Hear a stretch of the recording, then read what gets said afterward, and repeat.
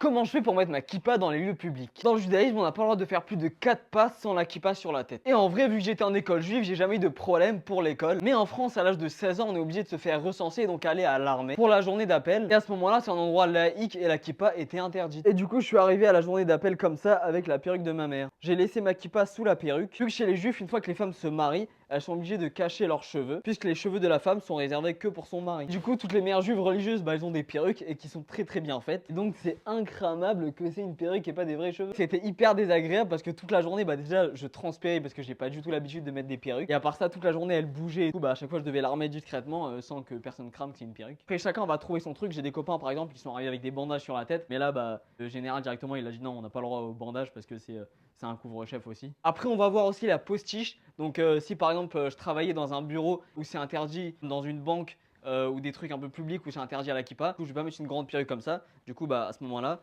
chez les juifs religieux, on met des postiches. Et donc là, c'est un peu moins cramé. Bon, celle-là, elle est pas hyper bien faite. Mais en vrai, quand elle est coiffée et tout, c'est pas mal et c'est incramable quoi.